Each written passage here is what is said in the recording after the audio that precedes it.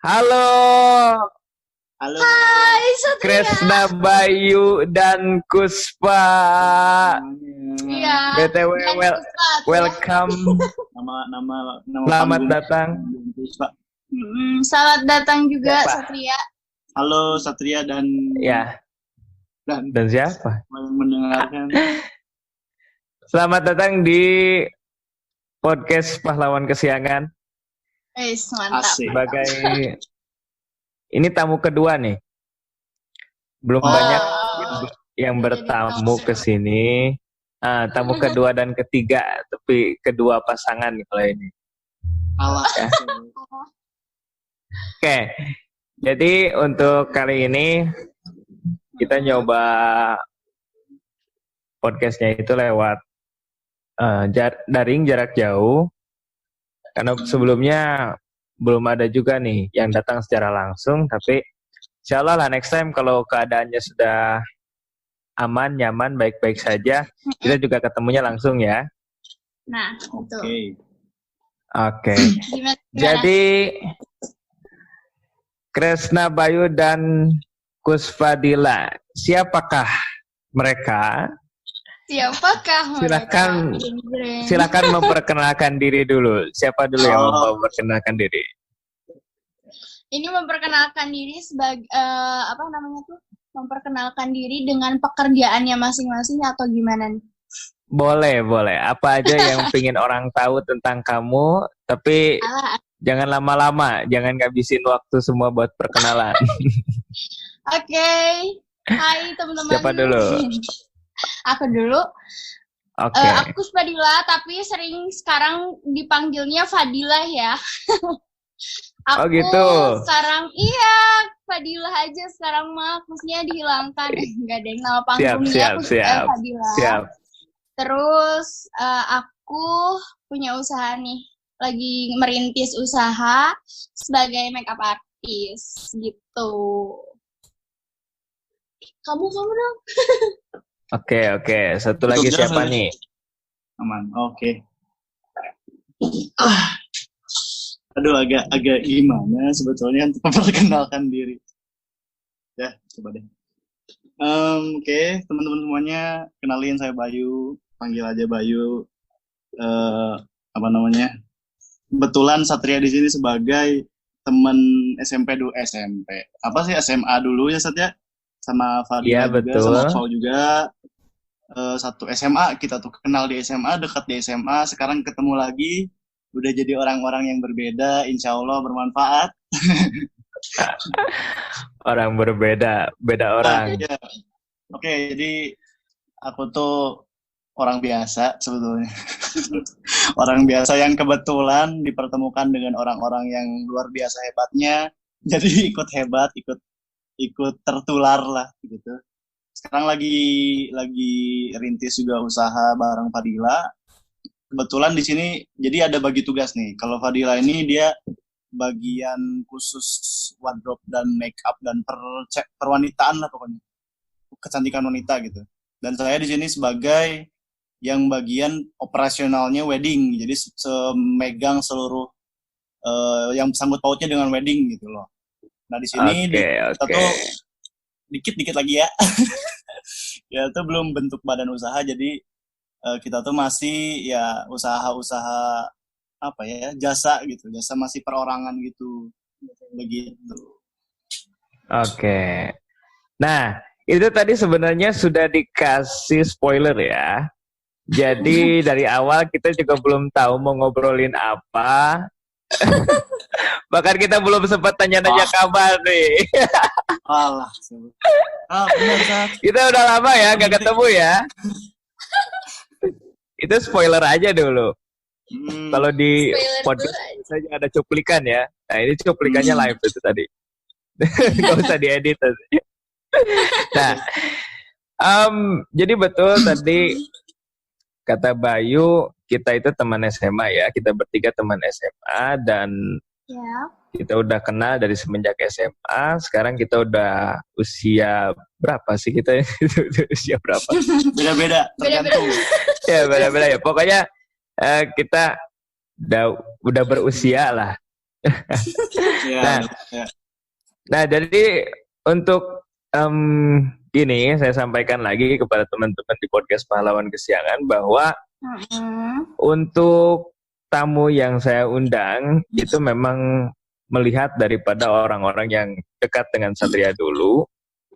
Jadi Satria mengundang mereka bukan karena mungkin mereka sudah jadi orang yang sangat besar, bukan berarti mereka sudah sangat sukses sehingga akan dikenal oleh orang banyak, tetapi yang Satria undang adalah orang-orang yang berkompetensi, tetapi bahkan bisa dibilang seusia Satria, tapi sudah punya pencapaian yang memulai entah itu usaha, entah itu misalnya profesi tertentu, karir tertentu, atau mungkin punya karya-karya tertentu. Nah, jadi pokoknya tingkatannya baru ke situ dulu. Next time mungkin kita bisa mengundang orang-orang yang terkenal, orang-orang hebat, tapi untuk saat ini Satria ingin mengundang teman-teman terdekat Satria terlebih dahulu. Nah, kemarin itu Satria ngundang Nada Cinta Kasih.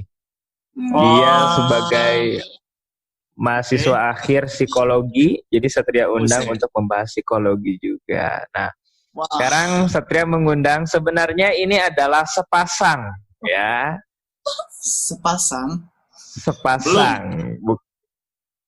kekasih, yang partner yang kebetulan saling suka sih sebetulnya. Ya. Oke. Jadi ini Satria nggak akan jadi kamcongnya, nggak akan, karena tapi jadi tadi sudah ada spoiler mereka ini siapa.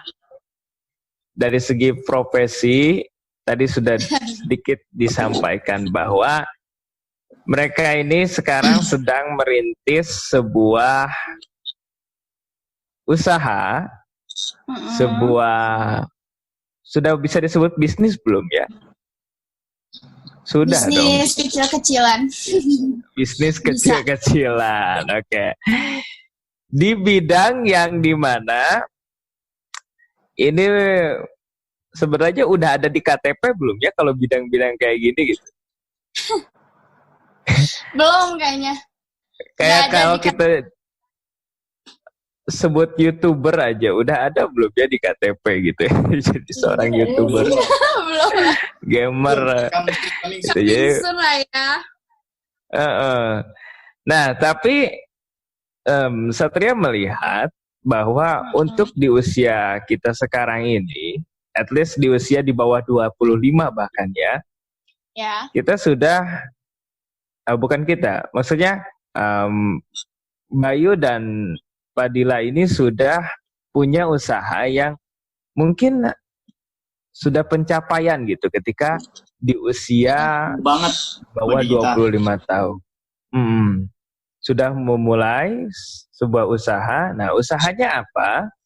Itu usahanya disebut dengan wedding organizer ya? Iya, betul. Dikenalnya dengan itu. Kita kenal dengan wedding organizer atau WO. Nah, jadi mereka ini adalah sepasang yang belum wedding. Selalu jadi sindiran utama, sindiran gimana? Iya, sindiran gimana ketika kita ngurusin wedding orang terus, tapi kitanya belum wedding.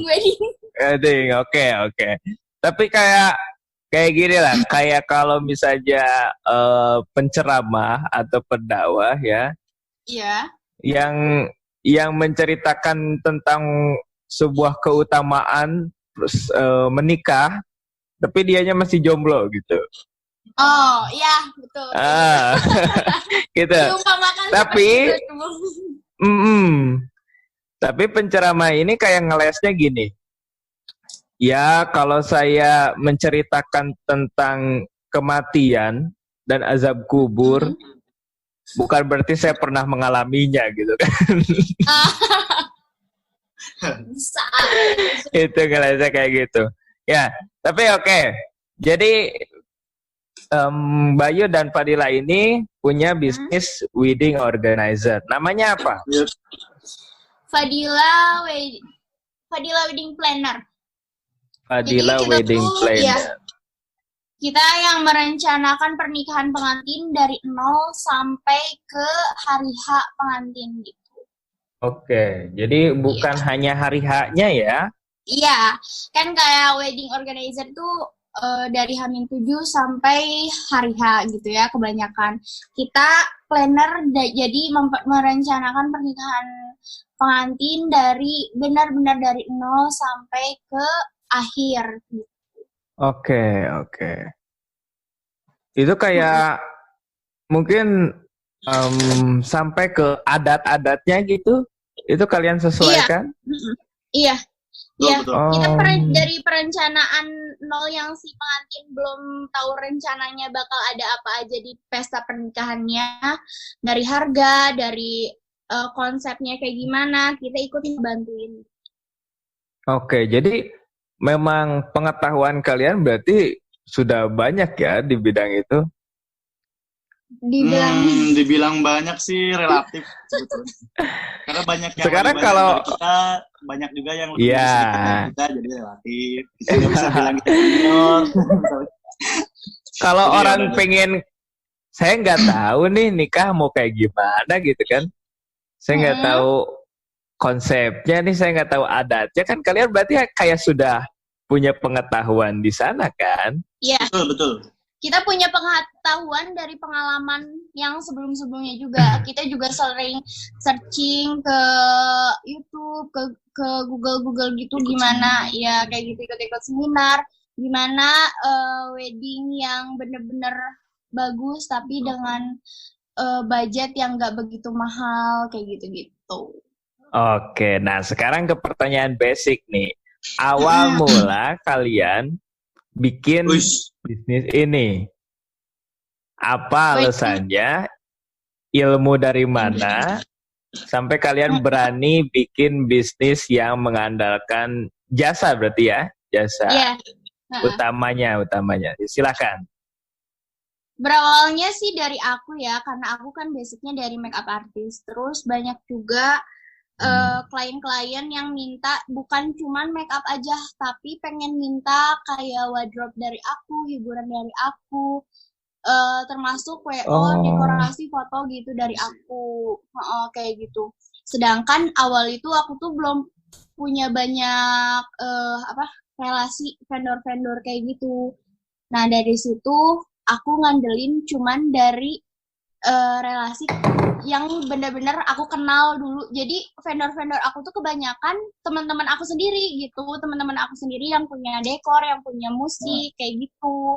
Dan WO-nya pun itu kebanyakan teman-teman kelas SMA aku dulu gitu, termasuk Bayu kan teman SMA aku gitu.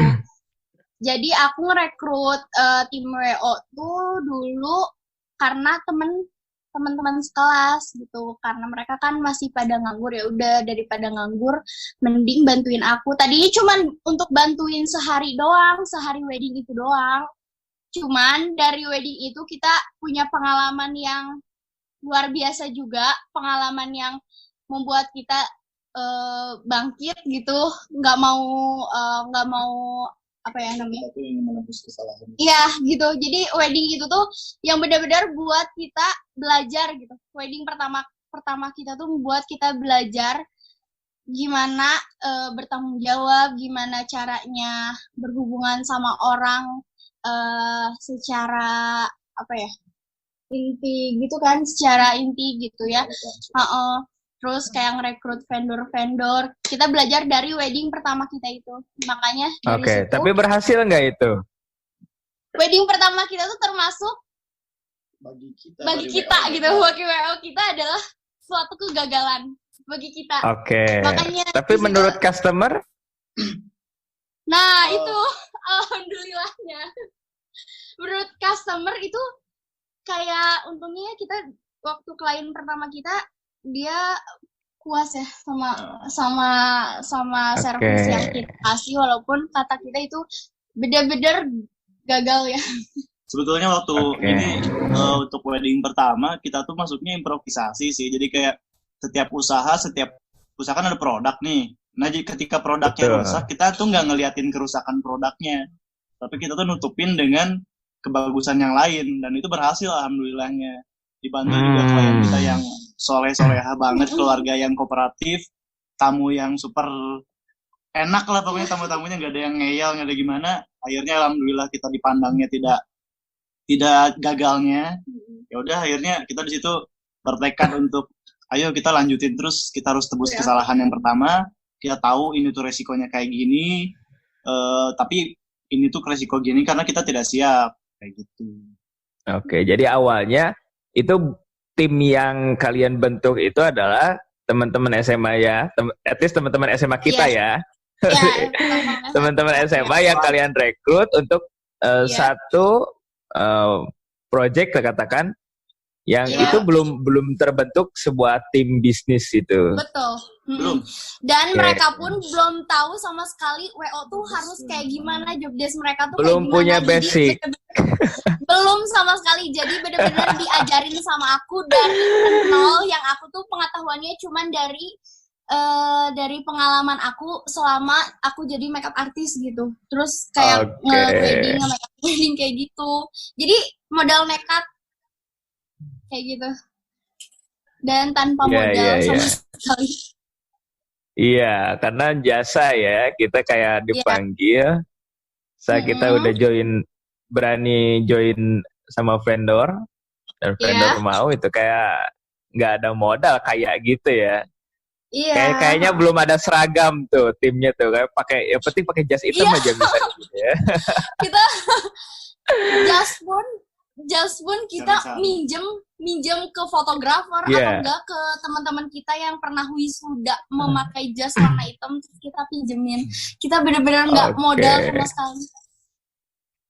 Luar biasa. Nah itu memang gimana? Dan kita waktu itu tim WO dibayar cuma 100.000 per orangnya. Itu kerjanya dari full. Kerjanya tuh ekstra, kuli ongko, tim lapangan ongko yang artilai ongko, kuli tim lapangan, tim dagidik, logistik, kita tuh semua yang pegang kita semua. Iya. Tapi ya tadi kalau saya review dulu ya tadi yang masalah, karena kita ngelihat bahwa kalau sekarang mungkin karena kita yang sekarang yang sudah mengalami beberapa project, beberapa kerjaan, kita kayak ngelihat karya kita yang pertama tadi atau sebuah kerjaan kita yang pertama ya, kalau dipikirin ya pasti ngerasa itu wah jelek banget gitu kan, karena ya berarti kita di situ udah grow gitu. Kita karena udah di level sekarang itu kayak ngelihat yang awal pasti semua gitu mungkin ya. Nah, itu luar biasa berarti ya. Dan salah satunya tadi saya mengutip bahwa itu kita memulai bisnis tanpa modal, katakan. Dimana itu memang yang jadi kendala banyak orang. Kalau sekarang mau bikin bisnis katanya nggak punya modal. Yang muda-muda itu. Padahal kan untuk modalnya itu skill pun bisa jadi modal, betul nggak sih? Ya, betul banget ya, itu betul. Skill nomor 1. Nanti ya, modal ngikutin seiring berjalannya waktu, ya. Termasuk jaringan ya. Nah, sekelas tadi jaringan dimulai dari Fadila yang udah dimulai dari makeup artist, punya jaringan dengan beberapa vendor kayak Wardrobe. Mungkin Wardrobe juga asalnya kayak join dulu dengan orang lain gitu. Iya, betul. Aku tuh nyari untuk joinan Wardrobe tuh susah banget, dan alhamdulillahnya dapet lah satu vendor kita Wardrobe. Sampai alhamdulillahnya sampai hari ini aku udah punya Wardrobe sendiri gitu. Jadi udah nggak usah pinjam lagi. Berarti ngalamin tuh kayak ditolak gitu, mau ngajak join, ini apa sih anak ngajak join siapa gitu. Banyak banget sampai aku pengen kayak apa aku harus ngajuin proposal gitu ya biar aku dipercaya kayak gitu. Kayak aku tuh dulu tuh kayak anak kecil yang mulai untuk berbisnis tapi nggak tahu harus gimana gitu. Makanya aku segala dichatin gitu, tim wardrobe dichatin sampai dapat penolakan beberapa kali sampai sakit hati. Udahlah itu udah. Jadi sebetulnya untuk nyari kerjasama dengan vendor itu kan ada dua cara nih ya. Yang pertama itu kan gimana tuh? Ngelihat dari reputasi nih. Kita tuh reputasinya gimana ya? Kita apakah udah berbentuk badan usaha, perusahaan, udah banyak pengalaman jam terbangnya, atau pilihan yang kedua, yang penting kita jago ngomong. Udah. Yang penting kita jago ngomong, jago bicara tentang menjanjikan suatu hal dan progresnya bagaimana. Akhirnya dia terpikat kayak gimana aja sales gitu, menjual barang yang kita nggak tahu barangnya tuh kayak gimana. Nah, kita ambil jalan yang kedua untuk nyari-nyari vendor sejauh itu waktu itu. Oke. Tanpa modal. Tapi memang Satria pernah mengutip perkataan Bapak Anies Baswedan bahwa ketika seorang pekerja dewasa, orang yang sudah melewati masa millennials, dia bisa menjanjikan sebuah pengalaman untuk pekerjaan. Tapi kita yang muda, generasi millennials, fresh graduate, apapun itu istilahnya, kita bisa menjanjikan sebuah visi, gitu. Kita bisa menjanjikan sebuah masa depan. Termasuk tadi, jadi bukan cuma modal bacot ya berarti. Itu memang kayak udah ada isinya berarti ya. Iya. Oke. Nah, tadi satu lagi nih masalah jaringan. Selain daripada tadi jaringan masalah untuk vendor, untuk wardrobe dan lain sebagainya, kalian juga membangun jaringan yang memanggil rekan-rekan dari teman SMA tadi ya. Itu keren banget tuh. Kalian kayak istilahnya memulai bisnis nggak lupa sama temen mungkin ya, kayak istilahnya gitu ya. Iya. Itu keren banget tuh. Walaupun Satria sendiri mungkin belum pernah menerima panggilan. Iya. Apa tuh maksudnya tuh? Belum pernah menerima panggilan. Enggak. It's okay. Karena memang walaupun Satria juga senang, tapi memang Satria juga sudah punya dunia yang seperti itu ya, di bidang yang lain gitu. Bukan di bidang wedding, tapi memang di event organizer yang lain. Alhamdulillah juga Satria berjalan di sana. Cuma kayak untuk ngelihat teman-teman, karena itu juga teman-teman Satria, ngelihat teman-teman yang ini mereka jadi bisa aktif, sisi lain punya penghasilan, yakin ya di situ ya. Walaupun tadi penghasilan pertama kalian hanya sekian gitu. Tapi sekarang kayaknya sudah berkali-kali lipat dari situ. Amin. Iya. Baru berkali-kali, bukan berpuluh kali, gak apa-apa kan?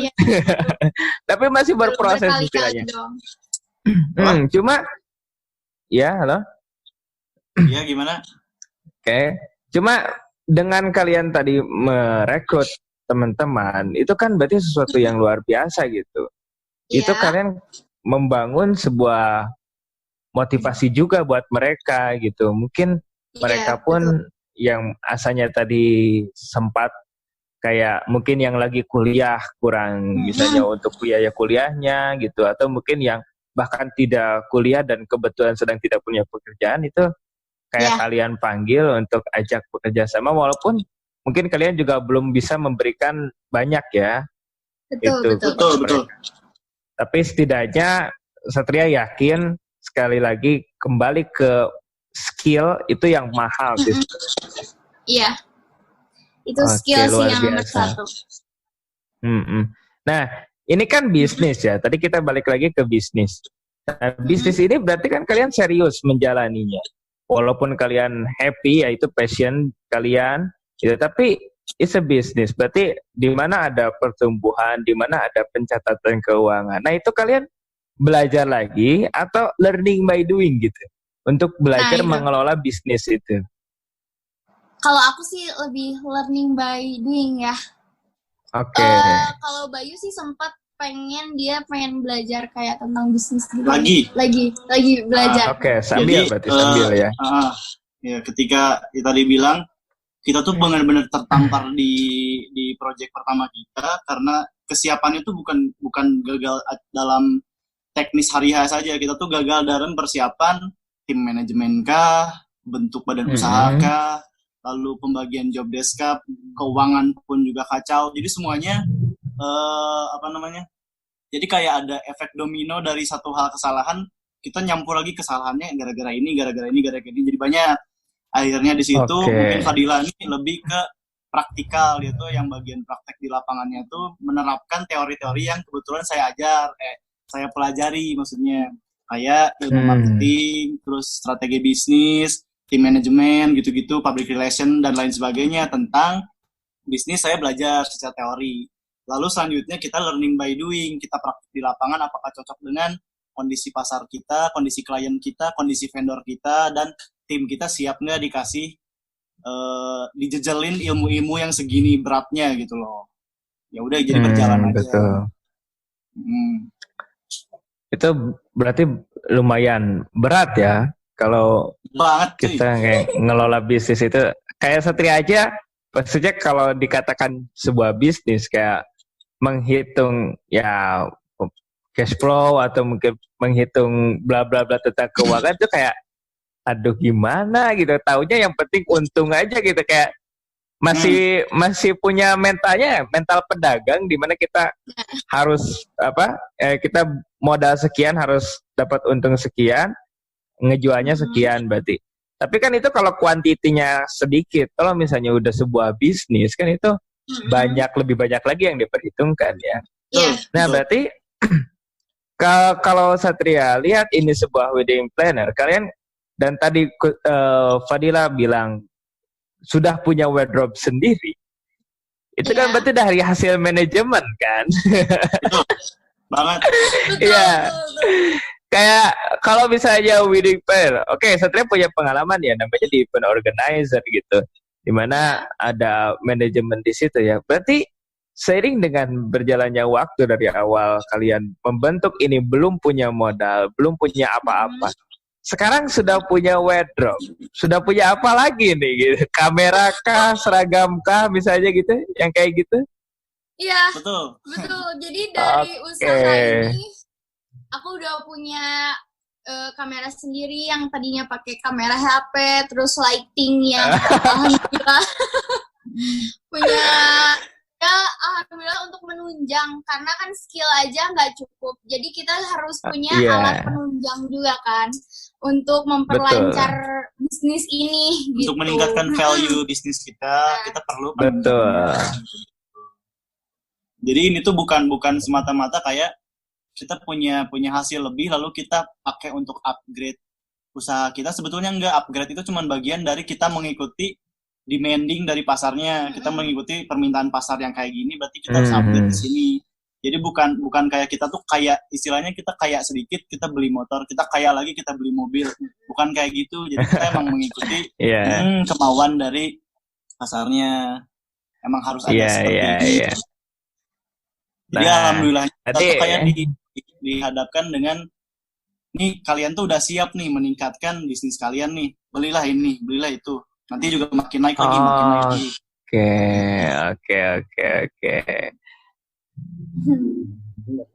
Oke, next question nih.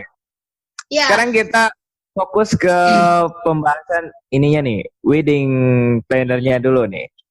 Wedding planner. Nah, kita kayak sambil berbagi informasi ya, sambil berbagi ilmu tentang wedding planner ini. Kalau misalnya wedding planner ini didengarkan oleh orang-orang yang mungkin pengen juga bikin hal yang serupa gitu. Karena tidak dipungkiri ya, kita itu sekarang kan sudah zamannya kolaborasi gitu. Jadi persaingan itu atau kompetisi itu kan kayaknya kalau kita dipandang kayak kita harus lebih hebat dari orang lain, kita harus lebih hebat dari orang lain. Orang lain jangan ngikutin kita gitu. Jangan punya kerjaan atau bisnis yang sama dengan kita. Itu kayaknya nggak mungkin zaman sekarang ya. Orang kita aja kayak dapat ilmu dari internet gitu kan ya. Zaman internet memang merubah semuanya. Makanya era kolaborasi sekarang ya. Contohnya ini kan kolaborasi nih. Cuma kita kolaborasi di bidang pekerjaan, weddingnya, tapi kayak kalian kolaborasi dengan Satria di masalah berbagi di podcast ini. Nah, sekarang kita ke weddingnya. Kalau kalian sebut wedding planner itu, nah stepnya tadi kan sudah ada spoilernya tuh di awal. Ya. Kalau misalnya dirincikan lagi gitu, untuk sebuah wedding planner itu kayak jobnya dari awal sampai akhir itu kayak gimana gitu? Kayak kalian pertama dari mulai komunikasi dengan klien gitu, seperti apa sih? Kalian biasanya dapat job dari mana? Terus sampai ke proses itunya selesai. Coba ya silakan siapa aja. Mas Sweet dulu silakan. Jangan. Kamu pikirkan jawaban kamu ya. Ya. Jadi ini tuh maksudnya, sorry kurang nangkep, maksudnya step by step membangun bisnis atau step by step?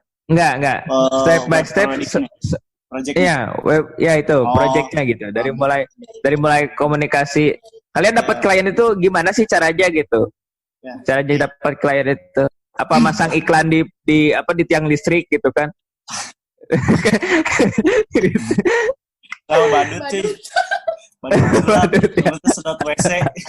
Karena kita bersaing dengan sedot WC sih. Oke. Ya. Sebetulnya puji syukur alhamdulillah. Kita itu sejauh ini ya di WO-nya bukan di Fadila makeup artisnya, di Fadila wedding planner-nya. Sejauh ini kita tuh tidak terlalu banyak ngeluarin usaha untuk promosi sebetulnya. Oh gitu ya. Makanya saya bilang alhamdulillah karena klien itu datang berdasarkan kepercayaan, kayak klien itu membangun relasinya sendiri gitu. Misalnya klien A yang udah project dengan kita puas, bilang ke teman-temannya, saudara-saudaranya, akhirnya menghubungi kita. Jadi kayak otomatis terus bergulir seperti itu. Karena namanya jasa, jadi produknya adalah kita sendiri. Itu satu. Lalu yang kedua, gimana sih journey-nya? Step by step-nya untuk melakukan pernikahan melalui kami atau melalui jasa wedding planner. Itu tuh dari awal klien itu mungkin kayak research untuk WO mana sih yang kira-kira mereka minati, yang kira-kira menurut mereka ini baik nih, good looking nih, macem-macem lah. Sebelum langsung masuk pertanyaan minta CP kah atau bahkan minta price list. Ketika kalian udah masuk ke minta CP atau minta price list, di situ kita melakukan daya rendah. Itu bentar. Oh iya, kita di situ masuk ke fase konsultasi dulu nih. Jadi kan kalau tanya-tanya kita lebih enaknya sebut dengan konsultasi. Di situ di mana klien bisa bebas mau cerita apa, mau request tentang apa, nanya-nanya bagaimana ke kita terserah. Walaupun itu belum fix untuk mengambil jasa kita. Jadi kita tuh menawarkan seperti itu dulu. Ketika klien sudah merasa jasa yang dia perlukan bisa kita lakukan nih, harganya pun sesuai dengan kesiapan mereka nih. Akhirnya mereka lanjut ke fase booking tanggal terlebih dahulu. Kenapa booking tanggal terlebih dahulu? Karena waktu itu lebih mahal cuy dari sekedar kesiapan finansial klien.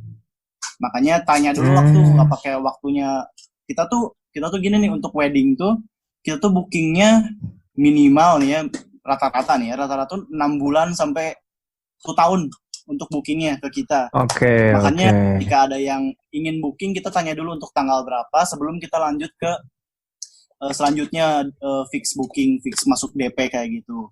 Nah, ketika tanggalnya udah cocok masuk DP, lalu di situ kita mulai masuk ke progres pencarian vendor. Pencarian vendor di sini gunanya untuk apa? Gunanya untuk request klien ini ingin konsep pernikahan yang seperti apa nih? Ingin rencana mereka tuh kan kayak seolah custom. Kayak mereka pengen apa, walaupun kita sebetulnya udah nyiapin paket sih, mereka tinggal milih. Tapi kan namanya permintaan, namanya latar belakang klien itu beda-beda nih. Termasuk kayak dari adat kah, dari kebiasaan kah, dari macam-macam lah. Dari jumlah tamu. Di situ kita lakuin progres pencarian vendor yang sesuai dengan Ya, kecocokan dengan request klien. Udah vendor fix, udah tahu projectnya, kita ketemukan dengan klien secara tidak langsung melalui grup online, entah itu WhatsApp atau dan lain sebagainya. Setelah itu kita lakukan namanya penjelasan kepada klien langkah kita nih per bulan, per minggu tuh ngapain aja sih. Jadi selama mungkin misalkan contoh 6 bulan klien booking, 6 bulan tuh kita ngapain aja nih progresnya dalam 6 bulan tersebut.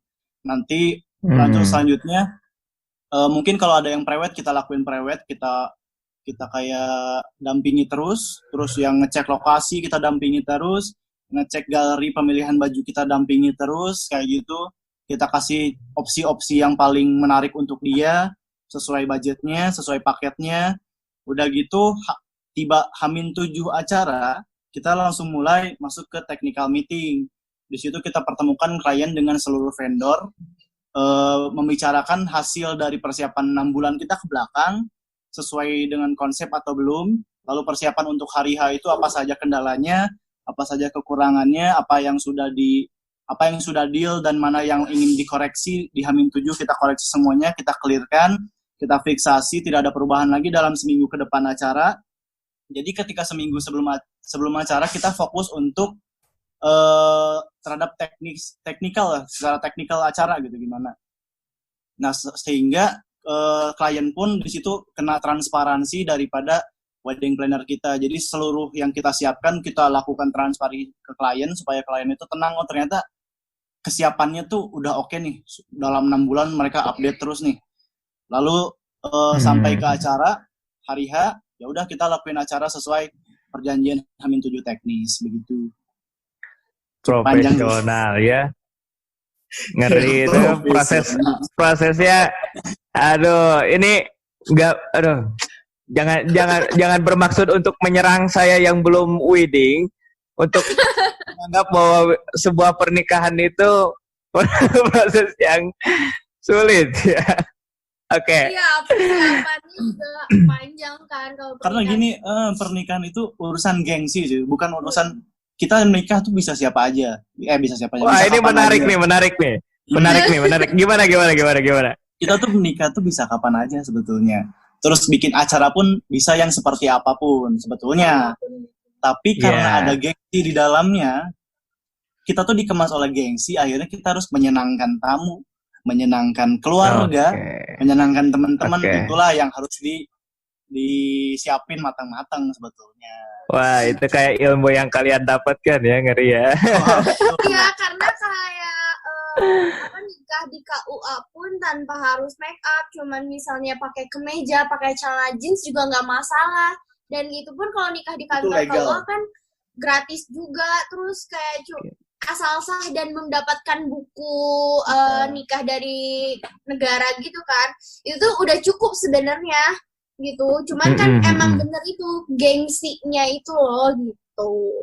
Karena kan kita juga harus mengundang teman-teman, keluarga yang banyak kayak gitu. Makanya kalau Anda bergengsi hubungi kita. Tapi kita siap. Gengsi orang-orang itu ya jadi sesuatu buat kalian ya. Iya. Nah, kalau gitu, kalau masalah tadi gengsi, project yang menurut kalian paling besar itu seperti apa yang kemarin kalian pernah lakukan itu? Aku yang datang. Oh iya. Project paling besar dalam segi apa nih? Apapun.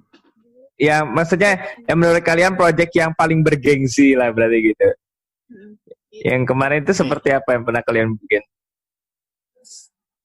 Jujur kita belum terlalu banyak jam terbang. Jadi mungkin cerita ini bagi beberapa vendor kita, bagi beberapa orang ini biasa aja. Tapi bagi kita nih ya gengsi lah ya, tinggi lah ya. Kita tuh sempat mengorganize acaranya pas Pampres, salah satu pas Wap Pampres betul lebih tepatnya. Jadi ketika meeting pun di situ ada kita tuh kayak di apa ya? Benar-benar harus gimana ya? Perfeksionisnya tuh perfeksionis tentara, paham lah ya. Perfeksionis tentara itu kayak tidak boleh telat, tidak boleh, harus disiplin gitu-gitu. Kita tuh dikawal. Disiplinnya tinggi. Kayak merasa dikawal saat meetingnya pun sampai 20 orang mungkin tentara ngeliatin kita yang mimpin rapatnya. Bayangkan. Padahal sebetulnya mereka tuh tidak termasuk ke dalam kepentingan acara, tapi kita yang mau mewajarkan itu. Pas acara pun mereka kayak menerapkan protokol kehadiran orang penting, kayak Yusuf Kala mungkin hadir katanya, lalu siapa tuh wakil presiden sekarang tuh Maruf Amin yang mungkin hadir katanya, terus juga menteri-menteri yang mereka kenal juga mungkin hadir katanya, anggota DPR juga mulai cukup banyak, tentara-tentara yang pangkatnya tinggi-tinggi pun banyak yang datang. Di situ juga kita jadi mulai belajar tentang protokoler resmi sebuah jadi sistem protokoler yang ribet bagi kita, dan itu pun kita harus belajar gitu di situ. Di situ pun ya itulah yang paling bergengsi. Jadi kita hal baru, tapi kita alhamdulillahnya kita dibimbing dengan baik oleh klien maupun keluarga dan tentara yang ngebantu banyak juga sih. Itu sih. Iya. Okay. Jadi mereka tuh kayak menghormatin kita juga sebagai penyedia jasanya kan. Betul. Gitu. Walaupun umur kita tuh kayak kalau dilihat, aduh ini apa sih anak-anak kecil gitu ya. Anak-anak muda jelas. Ini mau ngurusin wedding saya gitu, wedding anak saya yang udah jabatannya tinggi gitu ya. Tapi mereka profesional juga untuk menghargai kita gitu. Iya gitu. Untuk menghargai kita sebagai penyedia jasa, dan mereka tuh konsumen kita gitu ya. Nah, ya jadi pertanyaan, kenapa mereka bisa jadi konsumen kalian? Dari relasi. Jadi bukan langsung mereka cari kita. Kebetulan alhamdulillahnya lagi, relasi yang kita punya dapat, pertama kan dia dapat klien seperti itu nih. Dan mereka mempercayakannya ke kita. Paham gak sih betapa berharganya itu sih? Jadi dengan kepercayaan, jadi si vendor ini tuh dia nggak milih WO lain gitu, nggak nyari WO yang mungkin lebih tinggi jam terbangnya, lebih profesional, lebih eksklusif, lebih mahal dan lain-lain. Mereka milih kita karena emang servis kita tuh mungkin bagi dia memuaskan, profesional. Alhamdulillah lah pokoknya.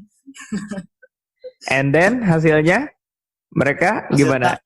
Perfect, mantap pokoknya. Oke, luar biasa. Overall bagus, berhasil. Baik. Nah, kalau misalnya tadi kalian mendapat sebuah yang bergengsi ya, itu memang jadi pelajaran yang dimana kita mungkin dapat sebuah kayak peningkatan levelnya itu lumayan drastis ya. Iya, betul banget. Pernah sedikit Satria rasakan ketika Satria juga pernah jadi IO sebuah family gathering di Hotel Air Rancamaya Bogor. Itu Satria menjadi IO dari salah satu divisi di Mahkamah Agung RI. Jadi itu kayak ini ada Hakim Agung, di mana Hakim Agung ini yang sangat dijaga, yang sangat dihormati. Betul. Dan kita harus membuat family gathering yang kayak outbound lempar-lemparan air gitu. Ini kayak aduh ya Hakim hungkul gitu. Saya kemana? Ya harus bermain fisik, bermain apa gitu kepada para hakim yang mulia ini dengan aduh kayak gimana nih, saya tangguh gitu, kayak kita mau main dorong-dorongan takut gimana gitu. Iya. Tapi semua jadi memang kita sekali lagi belum punya banyak pengalaman, sehingga pengalaman seperti itu kayak udah numbuhin kita. Wah, ada hal-hal yang banyak yang kita pelajari. Mungkin tadi protokoler pemerintahan beda ya gitu, apalagi kalau misalnya ada itu ada seremonial itu enggak kayak seremonial tentara itu biasanya kita suka ada pedang pora. Ya itu. Pedang pora. Itu istilahnya pedang pora ya. Itu nggak tahu tuh satu apa itu arti istilahnya pedang pora ya. Kita juga jadi tahu kalau yang waktu kemarin pas Pampres itu nggak ada karena dia tuh pakai adat Jawa, mungkin di luar dari kita mungkin ada adat pernikahan kantornya kita nggak tahu ya. Cuman kita pernah juga pakai adat sangkurpora namanya. Jadi beda, ada pedang pora, ada sangkurpora. Jadi itu kayak perbedaan kayak pangkatnya tentara tuh gitu. Ada yang sangkurpora, ada yang pedang pora. Nah, kebetulan waktu itu kita mengorganisasi yang sangkurpora. yang dikawal dengan pedang gitu, pedang disilang kayak gitu. Lalu pengantinnya masuk, mereka tentaranya mengikuti, menghormati, melakukan penghormatan bersama, kayak gitulah. Jadi menghargai rekan sejabatnya untuk menikah menuju pelaminan kayak gitu. Oke. Tentara. Iya. Jadi gimana yang masih bingung pengangguran? Udah ke gambar. Ya, adat-adat yang berbeda itu berarti bukan cuma adat ya, kayak profesi tentara aja kan kayak punya perbedaan dari segi ya tadi tradisi untuk sekedar pernikahannya aja, kayak tentara kan punya adatnya juga gitu ya. Iya, betul. Nah, kalau kalian sendiri itu kan adat berarti sebuah apa ya? Kayak sebuah budaya, kebiasaan yang nggak tertulis bahkan ya. Iya. Yang nggak tertulis gitu. Kayak kita itu. Nah, jadi pertanyaannya gini.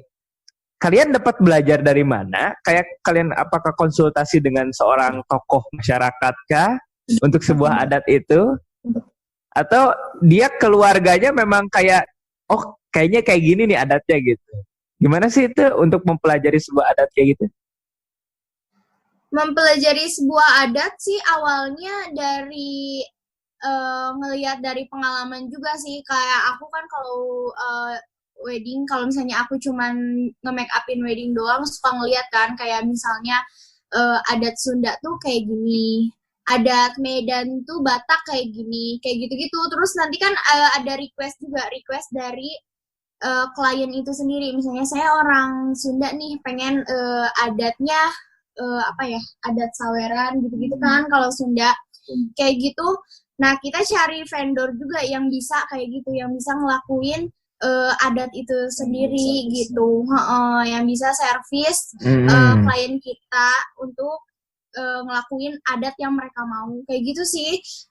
Soalnya kita juga tim kita kan belum ada yang bisa ngelakuin adat, terutama adat Sunda, jadi kita cari-cari orang untuk bisa ngelakuin adat-adat yang klien kita mau gitu. Iya, kenapa itu jadi pertanyaan? Sekedar hal itu, soalnya gini, ya ini Satria pribadi yang ngerasa bahwa generasi kita mungkin kayak yang generasi sudah pengaruh globalisasi, pengaruh digital mungkin ya, kayak adat kita sendiri itu kayak kurang tahu tadi gitu kan. Kurang paham gitu. Jadi kalau adat Sunda nanti gimana gitu kan, nggak tahu. Kayak kita udah ngebayangin nikah itu ya secara umum aja gitu, nggak tahu secara pelaksanaan adatnya itu. Makanya mungkin jadi sesuatu tantangan yang wedding planner yang di wedding planner itu timnya itu muda-muda semua, sedangkan harus ngurusin adat gitu kan, kayak berat banget gitu. Oke, salut. Iya, zaman dulu tuh kayak seorang rias pengantin itu harus Sundain nama segala bisa. Jadi harus segala bisa. Kayak adat Sunda, terus tuh ngawih, gitu-gitu tuh wajib bisa mereka tuh, kayak sawer, ngawih, gitu-gitu tuh. Seiring berjalannya waktu makin gak ada, hilang aja. Jadi kayak seorang rias pengantin pun diganti nama jadi make up artis yang lebih bergengsi namanya. Dan itu pun menghilang gitu, adat-adat yang dulu tuh gitu. Menghilang, jadi gak diajarkan secara turun-menurun gitu loh Satria. Jadi kita tuh sebagai make up artis itu makin nggak tahu gitu, makin nggak ngerti tentang adat kita sendiri kayak gitu. Oke. Tapi memang ya kita juga mau gimana lagi sih, melestarikan pun tetap nanti tergerus kayaknya sih lama-kelamaan. Ya mau gimana lagi kayaknya. Zamannya memang sudah seperti zaman gitu. Betulnya sih dari kita ada inisiasi sih dari wedding planner, kan namanya wedding planner ya. Kita tuh pengen memuaskan apa ya. Jadi kita tuh nggak semata-mata klien request kita kasih, enggak, tapi kita pakai modifikasi sedikit lah. Kita kasih surprise untuk klien, surprise untuk tamu, kayak misalkan adat Sunda. Kalau sekarang tamu keluarga dikasih adat Sunda yang kental ya, yang benar-benar kental, mereka tuh bosen cuy. tamu tuh datang tuh jujur-jujuran aja, tamu tuh datang tuh pengen cepat ketemu dan cepat makan, bukan lama untuk nonton adat kayak gitu. Makanya kita kasih namanya apa, modifikasi sedikit, pakai kolaborasi dengan adat modern, kayak contoh Wah, keren tuh. itu kita kasih pakai iring-iringan dengan saksofon. Jadi kan saksofon tuh iring-iringan, iring-iringan untuk iringin pengantin tuh apa namanya? Iya, apa gitu. Itu bahasa Sunda. Kalau apa ya bahasa Indonesia ya? Apa ya? Pokoknya yang mengawal pengantin masuk ke pelaminan itu kita pasti adat penari Sunda. Lalu di depannya kasih saksofon, kasih musik yang pelan, lalu kasih narasi MC yang wah begitu nyentuh gitu. Lalu kita kasih pagar betis, mungkin anak-anak kecil yang lempar-lempar bunga. Jadi modernnya dapet, adatnya oke. Namanya juga riuh-riuh tamunya pun jadi dapat gitu ya, tamu tuh fokus keren. Acara yang kita buat begitu. Ya. Nah, ini jadi sebenarnya nih hilang, ya. Ya, keunggulan daripada milenial yang mengadakan ya kayak gitu kayaknya. Dia bisa mengemas, kalau dia udah ngerti budaya, dia bisa mengemasnya untuk tetap menjadi dinikmati oleh generasi sekarang juga gitu. Keren banget ya, keren. Nah, kalau Satria nih, salah satu yang Satria tertarik nih, ini bukan berarti Satria sudah dekat-dekat ya, tapi ini kalau Satria pengen nanya ke kalian, pernah nggak bikin konsep garden? Kita selama ini kita belum dapat klien yang pakai wedding organizer kita terus dengan konsep garden party gitu ya. Karena sejauh ini kebanyakan di gedung ya. Karena gedung. Tapi kalau aku pribadi sebagai makeup artist yang misah sama WO aku pernah dapat klien yang garden party dan itu di malam hari gitu. Lumayan sering. Iya. Tapi untuk ya kita udah berbicara misalnya cost. Karena memang harus terbuka nih, kayak tadi misalnya kayak ke gambar tapi ujung-ujungnya itu kita harus cost dulu nih. Nah, kalau tapi spesifik aja langsung ke ke cost gardennya nih, karena itu yang pengen Satria tahu.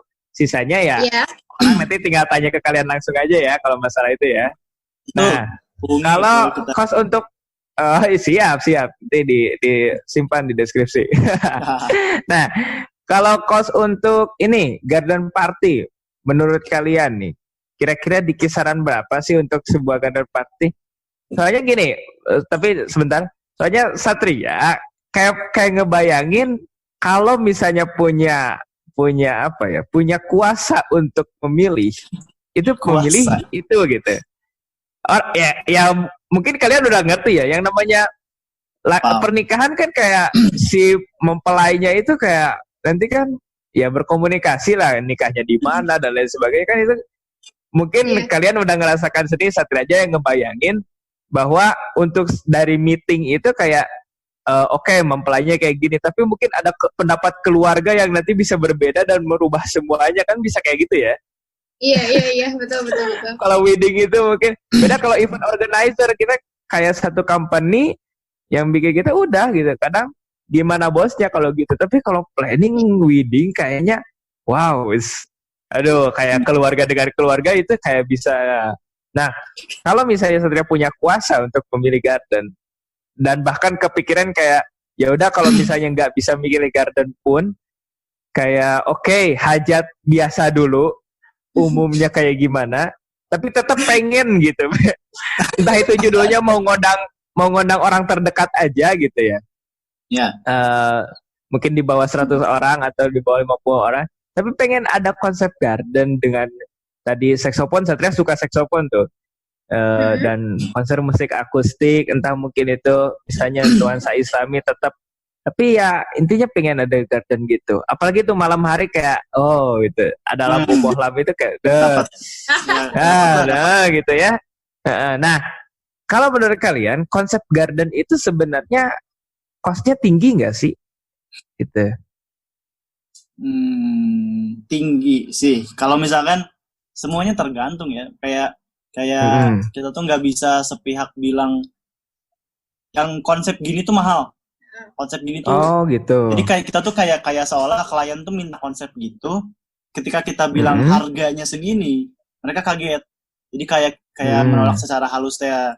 Jadi kita tuh menginisiasinya dengan kayak tergantung klien tamunya ada berapa orang nih. Lokasinya mau di mana nih? Outdoornya mau berbentuk di rooftop kah, di garden kah, di lapangan terbuka kah, di halaman rumah kah? Jadi nanti kita bisa kalkulasiin semuanya. Jadi kita tuh baru bisa ngasih estimasi setelah kita tahu hal-hal yang kayak tadi, jumlah tamu, permintaan dekorasinya segimana, hebohnya, mau ada pelaminan yang heboh atau mau klien yang mondar-mandir ke tamu gitu kan. Yang jadi nggak perlu ada jadi dekorasi simple, lalu musiknya pun ntar mau kayak gimana, mau yang heboh satu band, mau yang cuman instrumen vokal dan musik doang. Jadi custom kalau untuk outdoor sejauh ini karena kita belum punya paket yang spesifik ke outdoor situ. Makanya jadi menginisiasinya adalah dengan kita nggak sebut itu mahal, tergantung dari kalian mau kayak gimana. Ntar kita kasih estimasi biayanya. Hubungin aja dah pokoknya Instagram. Enggak, makanya ini nggak akan Satria kalau Satria nggak akan dulu ngehubungin gitu ya, tapi mudah-mudahan ya kalian dapat nanti untuk garden mungkin biar juga nanti pengalaman dan nanti bisa berbagi lagi ya itu. Soalnya kepengen nggak tahu kenapa gitu kayak aduh walaupun zaman kayak gimana pun party Satria gitu di kebun sampe garden party dari 26. Kalau misalkan pas ini kita jawab gitu pasti kalian masih penasaran. Satria pun pasti penasaran. Kira-kira aja ini mah kasarnya dulu harganya berapa sih untuk garden party? Ya kita untuk ngasih gambaran untuk wedding yang proper sesuai dengan standar wedding standar gengsi wedding itu mungkin di kisaran 26 betul nggak sih? 26, 29, 30 sekitar segituan untuk yang sudah all in ya. Iya, belum tambah catering. Sudah all in tapi tanpa catering, tanpa makanan. Sudah all in cara. Tapi catering bisa di kalian ya? Catering jelas bisa di kalian ya? Bisa. Kenapa kita tuh di paket tuh selalu nggak masukin catering? Karena sejauh ini makin banyak keluarga-keluarga yang lebih memilih untuk masak sendiri. Karenanya katanya lebih irit mah, lebih enak juga dan banyak untungnya. Jadi kita mah ya udah terserah. Ya, betul mensiasati ya. Tapi tetap kalian bisa menyediakan. Oke, kita sudah masuk ke penghujung pertemuan kita. Ya. Nah, sesuai dengan yang di awal sebelumnya Satria sampaikan bahwa ini menjadi inspirasi bagi kita semua dan kita berniat untuk membagikan ilmu dan pengalaman walaupun yang sedikit ini ya. Mudah-mudahan bermanfaat gitu. Kita memang sekali lagi bukan menjudge diri kita sudah sukses besar, kita menjudge diri kita sudah terkenal, tapi setidaknya apa yang kita lakukan ini sudah kita mulai dan sudah ada sedikit hasil yang kita dapatkan. Mudah-mudahan itu bisa berbagi juga bagi yang akan memulai atau mungkin menginspirasi dari hal lain, karena semangat perjuangan kerja keras itu bisa dilakukan di profesi apapun dan itu bermanfaat di banyak kalangan. Nah, closing statement nih untuk generasi kita, generasi usia 20-30 yang mungkin mendengarkan podcast Pahlawan Kesiangan ini, ketika ingin memulai bisnis dan ingin seperti kalian, mungkin khususnya di wedding planner atau secara umumnya ya, di memulai bisnis ini di zaman seperti ini. Silakan. Kamu dulu. Kamu masih mikir. Masing-masing satu tips gak apa-apa kok. Gak usah panjang-panjang. Satu tips masing-masing gak apa-apa. Susah sih sebetulnya gak panjang. Oh iya gak apa-apa. Poin-poinnya aja. Taruh. Gak nyiapin jujur, gak nyiapin. Iya, gak apa-apa. Jadi pertama kalau misalkan teman-teman sekalian pengen bisnis, kalian harus tahu dulu manfaat dari bisnis itu sendiri. Kayak kalian tuh bayangin dulu yang enaknya. Kalian tuh mimpi dulu setinggi-tingginya gitu. enaknya di bisnis itu yang paling basic adalah karena dengan kita berbisnis, kita bebas untuk explore segala hal. Kita bebas mau mengeksplorasi bisnis kita tuh menjadi apa. Mau jadi, istilahnya mau jadi beunghar tuh beunghar sekalian. Beunghar kumaha maneh. Maneh cek maneh beunghar boga 1 miliar atau beunghar boga 10 miliar, terserah. Itulah bisnis enaknya. Lalu yang kedua, kalian tuh perbanyak manfaatkan peluang yang ada di depan kalian. Karena banyak orang yang bilang, aku tuh mau bisnis yang sesuai passion kita. Passion kamu tuh apa? Banyak orang yang udah 30 tahun, 40 tahun belum tahu passion dia itu apa. Padahal mungkin justru kesempatan itu lewat di depan mata kalian. Mungkin kalian pernah ditawari untuk, yuk joinan jual baju, yuk joinan bikin ini, bikin makanan ini, bikin makanan itu. Kalian mungkin tolak. Akhirnya kalian lewat begitu saja peluang kalian untuk menjadi businessman.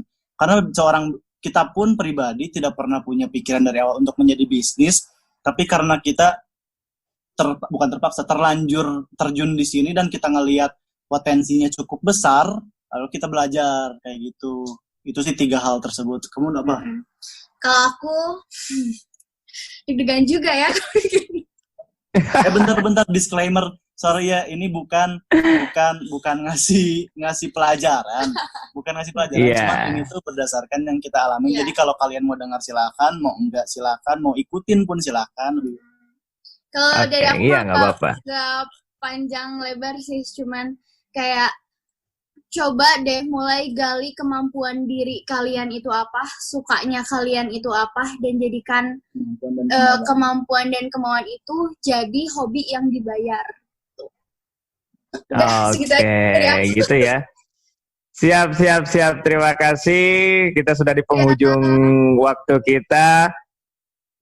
Next, untuk itu informasi nanti sebagainya kita simpan di deskripsi ya, baik di YouTube maupun di Spotify.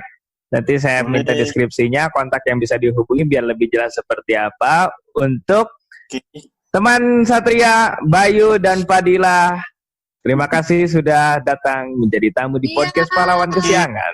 Pak Papi Satria di dan untuk next time mudah-mudahan kita bisa ketemu lagi ya. Di pembahasan yang kalian sudah jadi orang-orang yang lebih dari saat ini. Amin. Oke? Ya. Buat pendengar terima kasih sekalian. Next, kita ketemu lagi di podcast Pahlawan Kesiangan di episode selanjutnya. Stay tune terus dan jangan lupa untuk apa ya? Pokoknya terserah kalian lah. Subscribe mau enggak juga terserah kalian. Yang penting semoga ini bermanfaat. Terima kasih.